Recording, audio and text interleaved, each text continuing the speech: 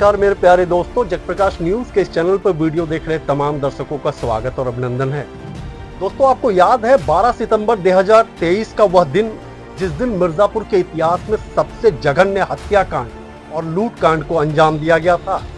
और ठीक 365वें दिन उसी हत्याकांड से संबंधित चारों अपराधियों में से एक अपराधी को यूपी एसटीएफ की टीम ने धर दबोचा और उनसे कड़ी पूछताछ के बाद मिर्जापुर पुलिस के हवाले कर दिया, जिसके बाद हत्याकांड से पीड़ित परिवार को जहां थोड़ा बहुत उनके दर्द में कमी आई होगी, वहीं मिर्जापुर पुलिस ने भी कहीं ना कहीं राहत की सांस ली है।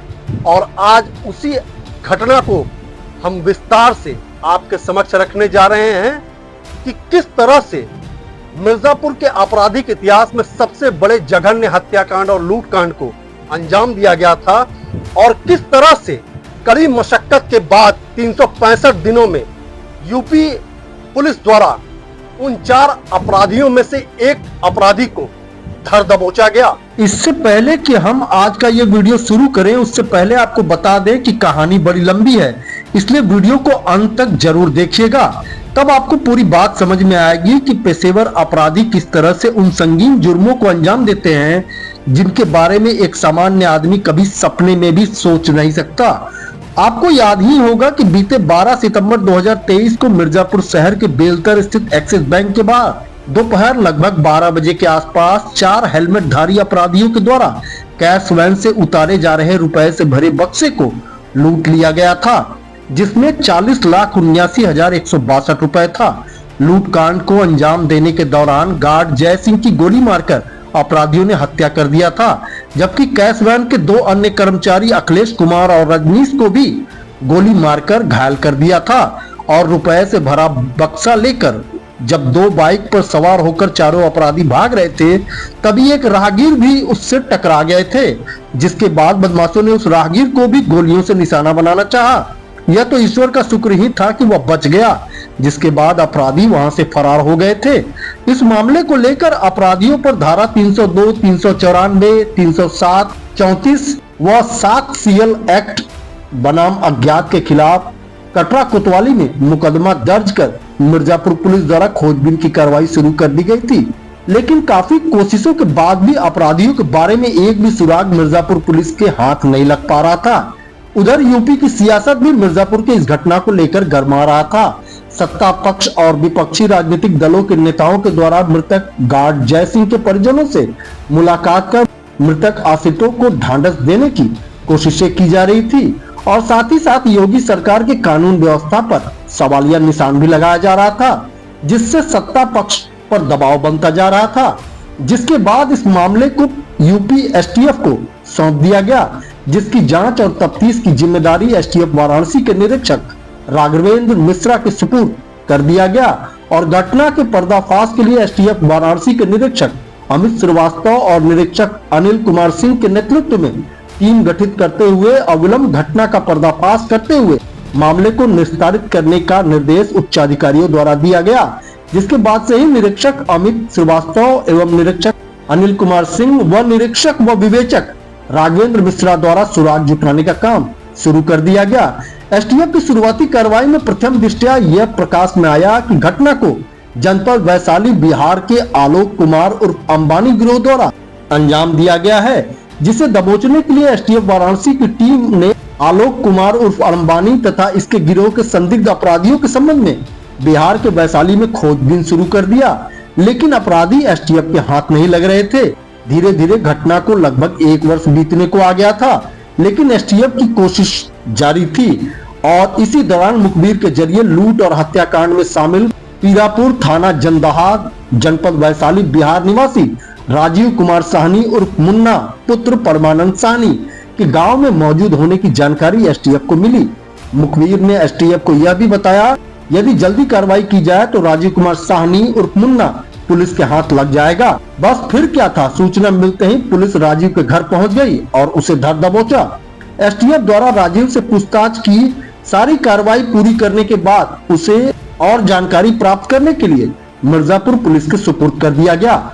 जिसके बाद मिर्जापुर पुलिस द्वारा राजीव कुमार साहनी और मुन्ना से कड़ी पूछताछ की, जिसमें उसने अपने गिरोह के आलोक कुमार उर्फ अंबानी, आनंद मोहन तथा अमन कुमार के साथ घटना को अंजाम देने की बात को स्वीकार किया और बताया कि लूट की घटना के बाद आलोक कुमार उर्फ अंबानी ने उसे 2.5 लाख रुपए दिए थे, जबकि बाकी के 5 लाख रुपए शेष बाद में देने की बात कही थी।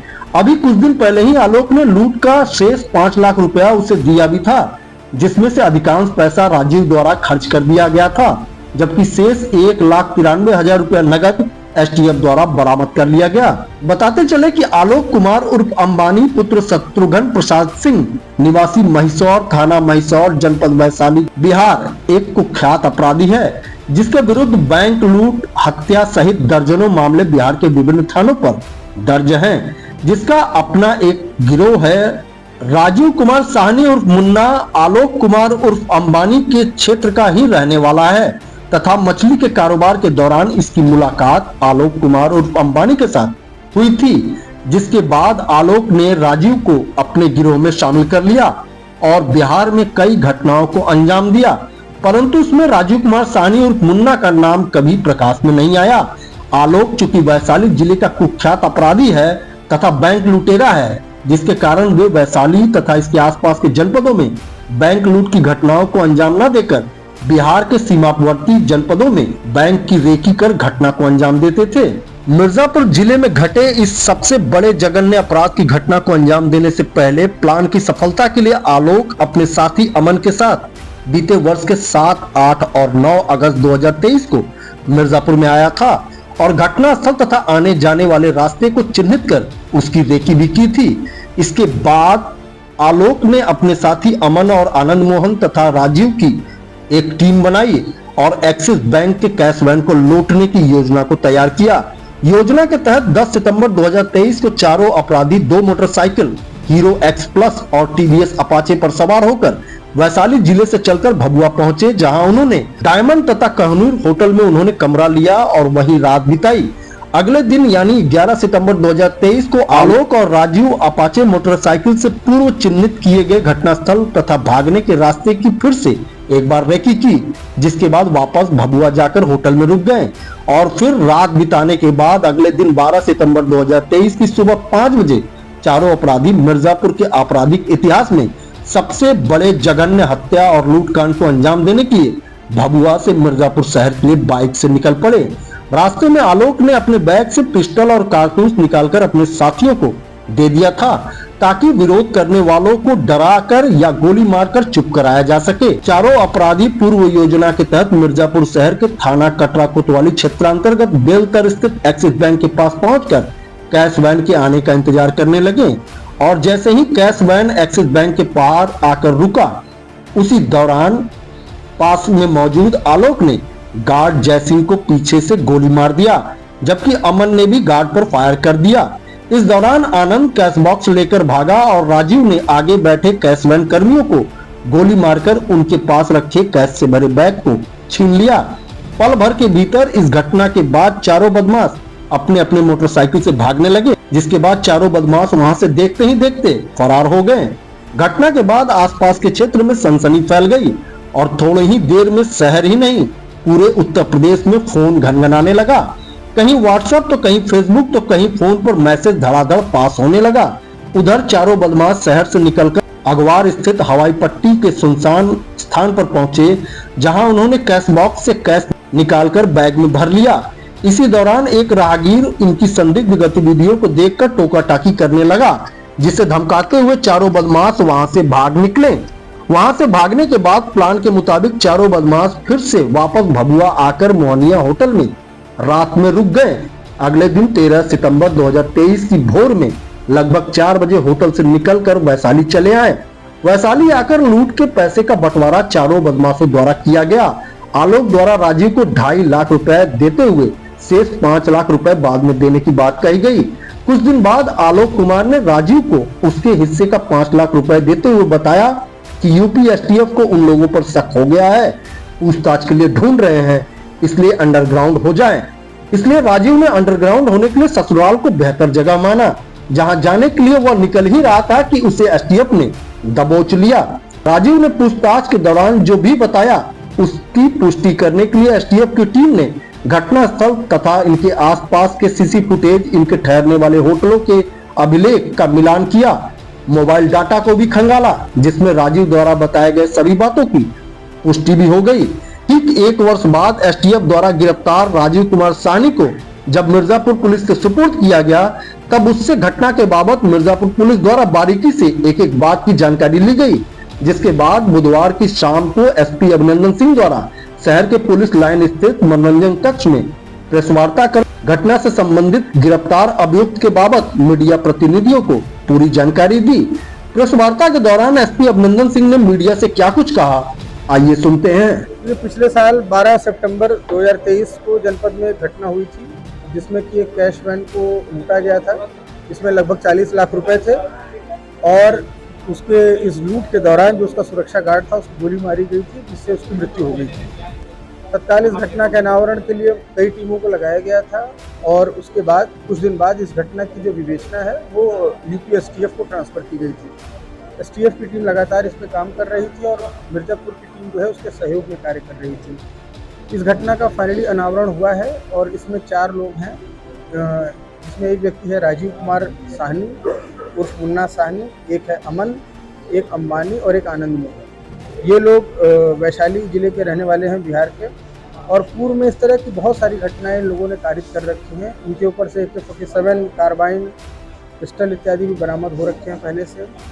और एक जघन्य घटना हुई थी जिसमें ब्लॉक प्रमुख की भी इन लोगों ने हत्या कर दी थी। तो इस तरह से ये इस तरह की घटनाओं करने के आदी हैं। और जो टीमें काम कर रही थी, CCTV फुटेजेस वगैरह भी इन लोगों के पास थे, उससे भी पहचान कराई जा रही थी।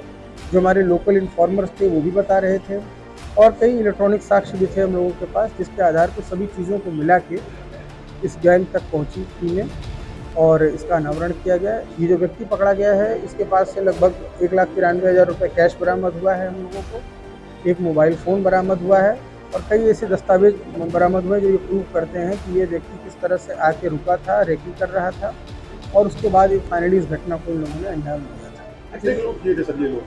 ये लगभग 40 लाख की लूट थी। और ये जो घटना थी इसका सरगना कौन है, गैंग कौन चलाता है? देखिए, ये गैंग जो 4 लोग हैं, 4 लोगों का बड़ा सेपरेटली बड़ा इतिहास है आपराधिक। लंबे चौड़े घटनाएं इन लोगों ने पहले भी कर रखी हैं। तो इस तरह से कोई इसमें सरगना नहीं है, सभी लोग इसमें बड़े ही दुर्दांत टाइप के अपराधी हैं।